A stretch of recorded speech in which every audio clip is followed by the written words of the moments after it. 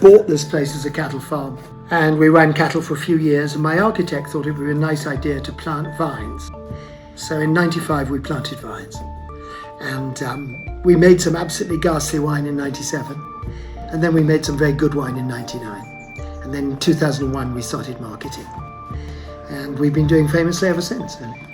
We have our wine in very legitimate places, very sort of polished, and I had restaurants. I did Tavern on the Green in New York City. I did the River Cafe, or helped in them, I should say. That was my world. So it was much easier for me to deal with that world than it is to deal with a wine store in Grand Junction. So I don't deal with the wine stores in Grand Junction. So I go to the places where I'm comfortable and familiar, and they're comfortable with me. Mm-hmm. And we now do about 4,000 cases.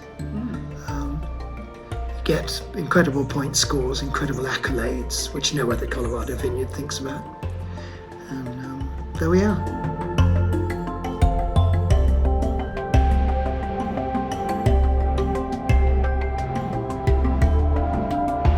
MCELMO Canyon was the first area of white population in this part of the world, and they came here.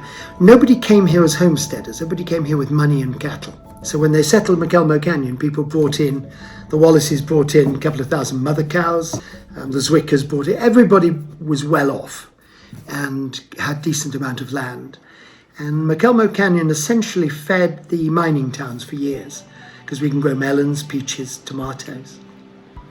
And the mining towns, of course, can't, and so great mule trains often left here to go to the Telluride and Aspen or wherever else.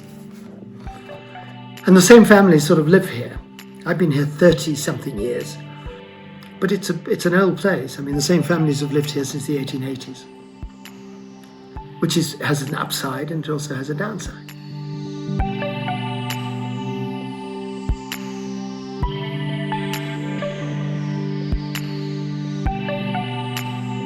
I went to Sandhurst, which is our West Point, and I graduated from Sandhurst.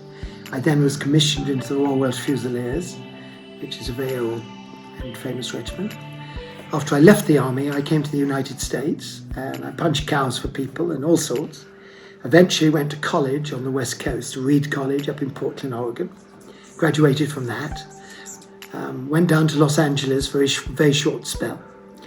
Then went to New York City and helped put together really quite famous restaurants in New York City. Then went to the south, to Charleston and Savannah, and built restaurants down there.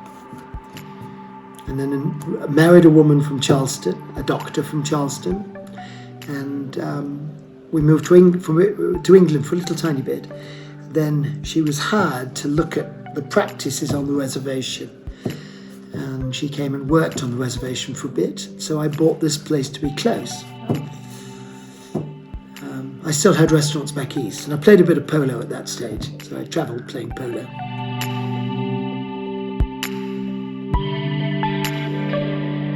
This particular patch here, we have Merlot, Chardonnay, and Syrah. We did plant some Cabernet Franc for a bit, but it didn't do very well.